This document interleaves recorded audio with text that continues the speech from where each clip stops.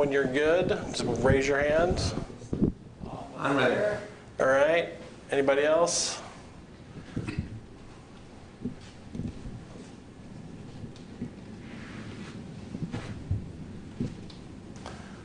All right, waiting in the middle there. Are we good? All right, we're good. All right, thanks. I appreciate everybody being here on a Saturday, midday. I know you're stretched for your cruise, so thanks for being here. I'm Keith Stevens. I'm the Chief Communications Officer. I'm serving as the Public Information Officer for this PSPS event.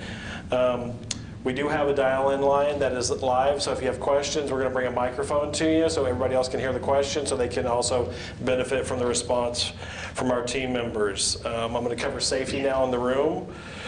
We cover safety before every PG&E meeting or get-together, so this is considered part of that, so we're going to cover safety.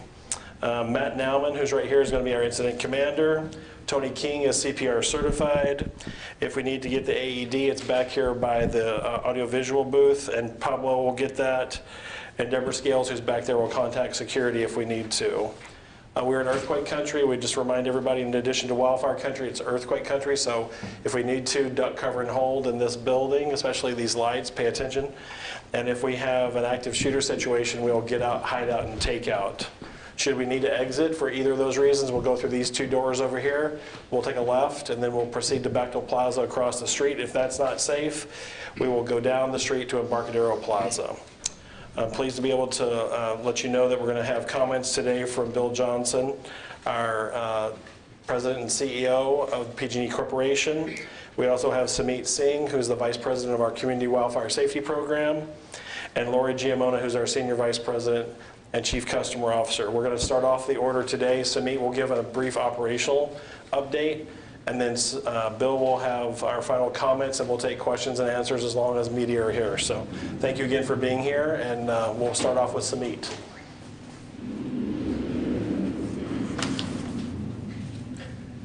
Thank you, Keith. Good afternoon, and thank you everyone for joining us again today. As of 1 p.m. this afternoon, thanks to our team of more than 6,300 employees and contractors that have been engaged in supporting the restoration and the safety inspections of the PSPS event, we have restored more than 99.5% of our customers who are without power as a result of the PSPS event, which means that more than 735,000 of our customers were restored within 48 hours of receiving the all clear on the weather, which was initiated on Thursday morning. Those restorations have occurred throughout the impacted areas. Our Bay Area customers are fully restored. I'll provide a few additional percentages by region. In the North Valley, Sierra Foothills, we're at 98.7% restored. North Bay, North Coast, 99.9%. And in the Kern area, 100% of our customers have been restored. So what this means is, as of 1 p.m., less than 2,500 of our customers remain without power. And our target is to have all of our customers restored by the end of today, pending any new instances of damage we find during the patrols that may require repair. We're not going to rest until every single one of the customers has been restored that were impacted by this event. And our emergency center continues to remain open until we have every single one of our customers restored. As far as damage that we found, we shared some of this information last night. We now have 50 confirmed cases of damage or hazard as a result of this event.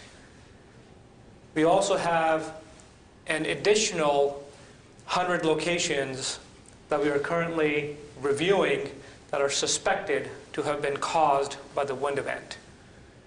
I'll show you a few photographs, but the damage consists of vegetation on our power lines, any which of those could potentially have resulted in the cause of an ignition and a potential catastrophic wildfire. And some of the damage also includes vegetation that came in contact with our lines that resulted in a wires down situation. The damage number has grown. Yesterday we had shared approximately 30, and will continue to grow as we receive additional reports from our crews in the field. What I'd like to share with you here is a photograph of vegetation and a tree branch that is in contact with our overhead distribution line in Glenn County. And had that line not been de-energized, that easily could have been an ignition and a potential catastrophic outcome. Two examples here. A photo of vegetation that came in contact, resulting in the electrical wires coming down on the ground. And you can see the significant amount of dry brush on the ground in Shasta County, which easily could have been another initiating factor for an ignition point. And another photo where the wind potentially may have compromised the integrity of one of our poles, resulting in the leaning pole that you see in that photo. One more photograph similar to what we showed in Glenn County of a tree branch directly in contact and laying on top of our distribution overhead lines. Again, could have been a cause of a potential ignition factor. Finally, I want to reiterate that we sincerely appreciate our customers and our community's patience during this wind event and our subsequent inspections and the restoration process. We fully understand and appreciate the impact and the disruption that this has caused to everyone. I can assure you that we're continuing to work safely and as quickly as we can to restore the remaining 2,500 customers that still remain without power. With that, I'll request Bill, our President and CEO of PG&E Corporation, to come up. Thank you, Sumit. Good afternoon, everyone. Thanks for being here. This is our final operational update for this event, and Sumit just gave you the status of where we are. We still have some customers out. Some of these are very difficult to reconnect. For example, we have some where we have to fly poles in on a helicopter, hand dig a hole, and hook up one customer. So those take a little more time, but we're making good progress. So while our work is not entirely complete, I think I can say this much. These outages were intended solely to keep our community safe from wildfire. And we achieved that purpose. We did not have catastrophic wildfire in our service area here in Northern and Central California like the ones going on in Southern California at the moment, despite the fact that winds that surpassed our safety thresholds were blowing over vast, dry areas. Sumit also described some of the damage, and you've seen some pictures. As I said yesterday, vegetation coming in contact with energized distribution lines is the primary cause of fires from electrical equipment. Unfortunately, that did not happen here, and we are grateful for that. And speaking of gratitude, I want to thank a number of people here. First, I want to thank all of our customers. To the 738,000 whose power was out, thank you for your patience as we worked through this. We waited for the wind to pass and we could restore safely and efficiently, which I think we did. I thank the millions of our other customers who also showed a little patience, because it wasn't always clear whether you were going to be out of power or not. And I understand how frustrating and frightening that can be.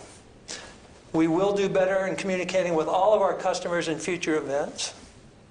I also want to thank our partners at the various state and local government agencies whose efforts and collaboration have been instrumental in this event. And we look forward to learning from them on how we can improve. So specifically, I'd like to call out Cal OES, Cal Fire, Cal ISO, the CPUC, all the county offices of emergency services. We're all getting a little tired at this point. Municipalities, first responders, a lot of people helped, and so thank you to all of those. Numerous water districts, transportation agencies. So to all the critical partners that helped us, let me say thanks. I want to commend the work of several utility partners who sent crews to help us and actively did. And finally, I thank the men and women of PG&E and our many contractors who showed up in force to serve our customers. and a particular nod to our field forces who are on the front lines of these events.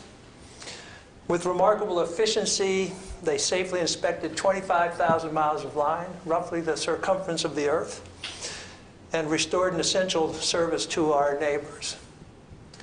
So to the employees, PG&E, I say this, I'm proud of you, and I'm proud to be one of you. So this was a monumental, unprecedented undertaking. We don't know of any utility having done this at scale like we just did. It certainly was not popular.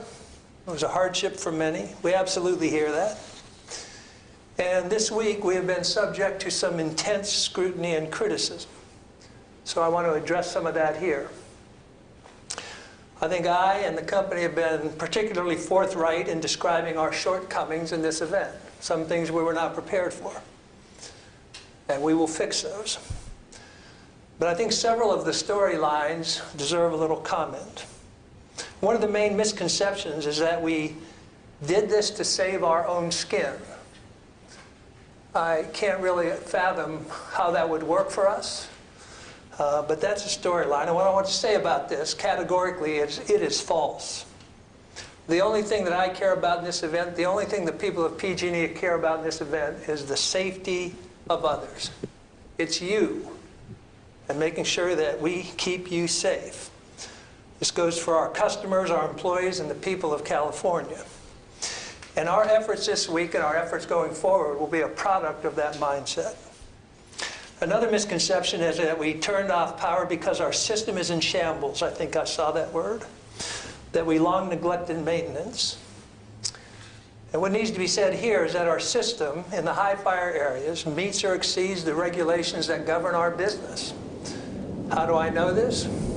Because we spent the last 9 months doing an accelerated process to inspect every mile of transmission and distribution line in high threat areas.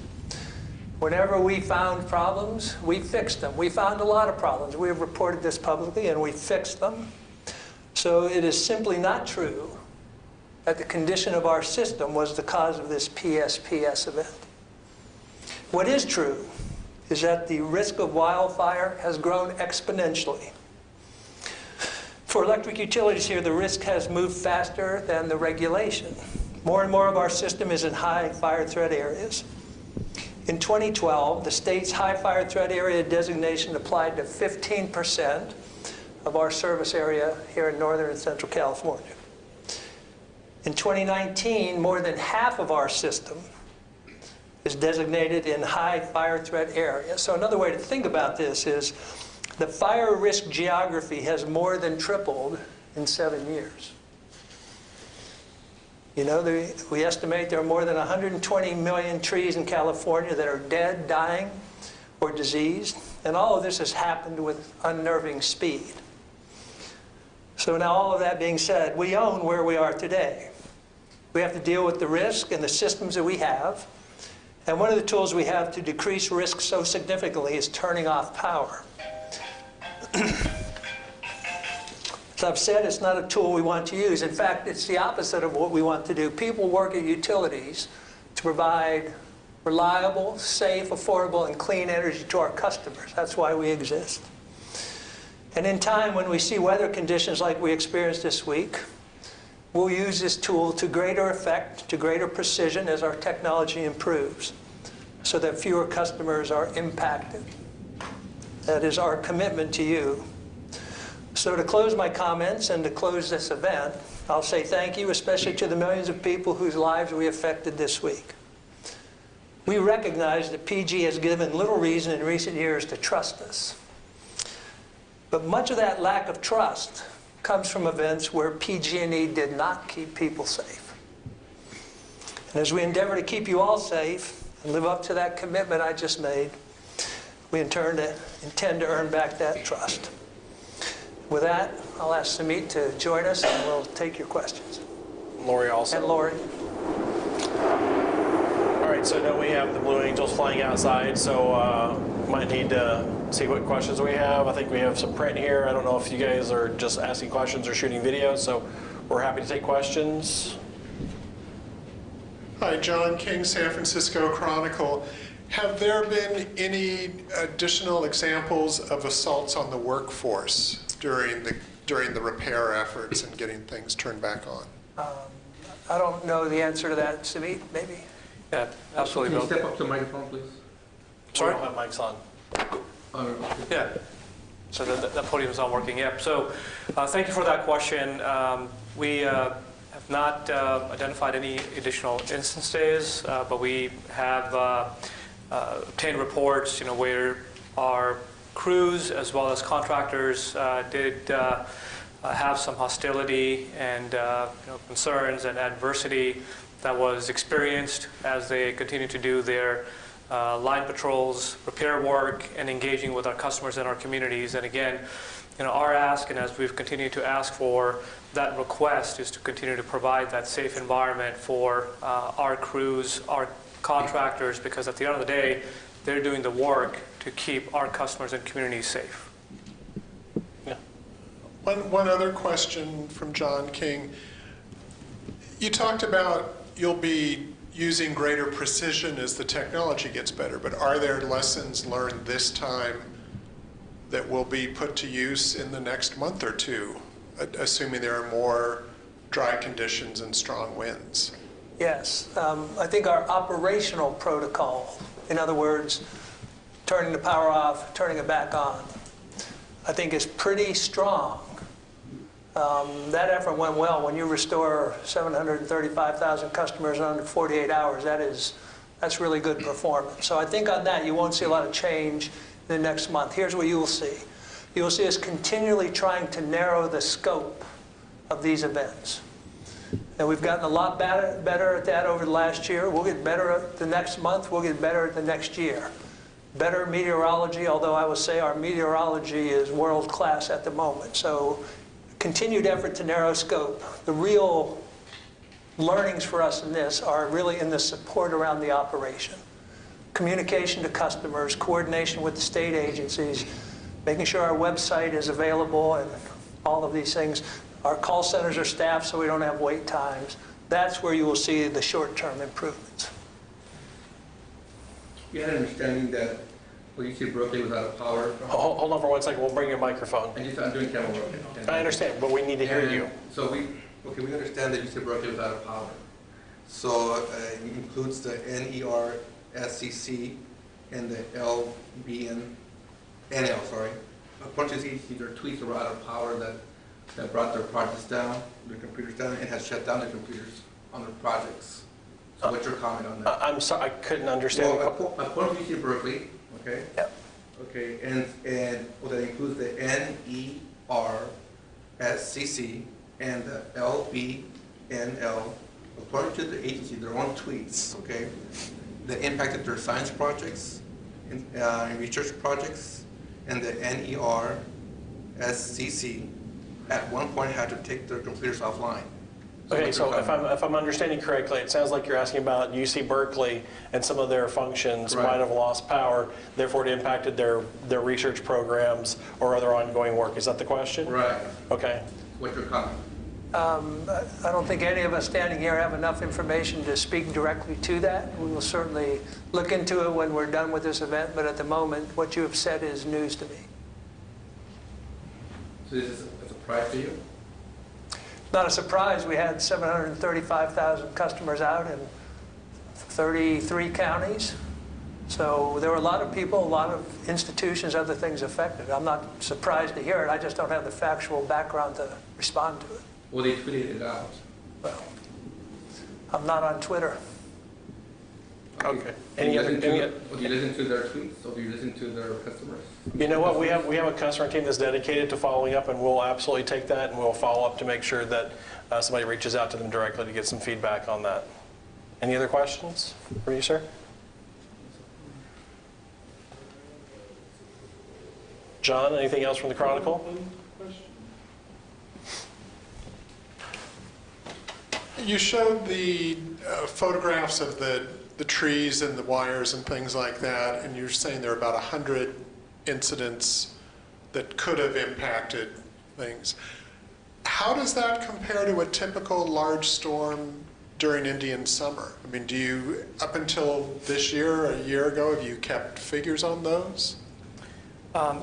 Just for additional clarification, what I stated was that we have 50 confirmed locations, and then an additional 100 locations that we currently suspect may have been caused by a wind event. We have not yet confirmed those additional 100 locations. We're still doing the evaluation in that stage.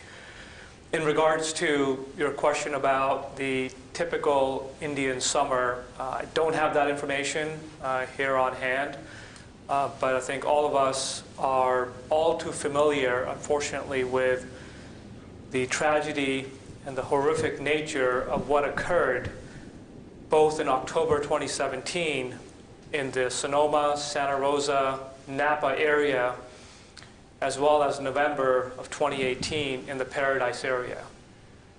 And those instances were a result of vegetation or equipment coming in contact and creating an ignition source, resulting in that catastrophic incidents. So I think all of us are all too familiar with, unfortunately, what this potential damage could have done.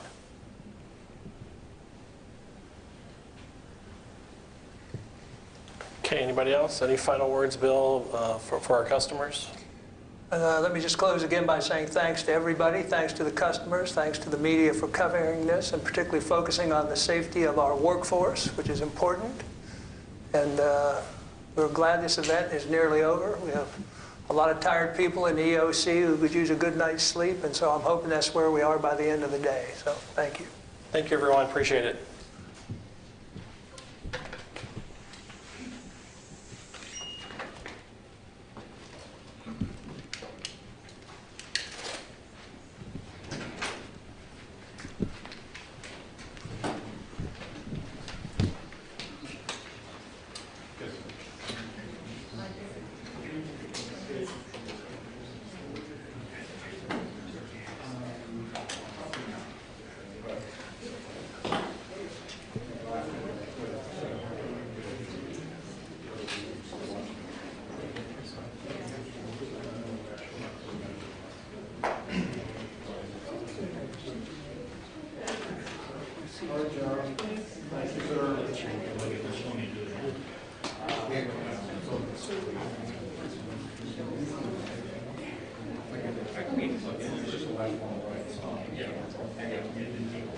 Yeah.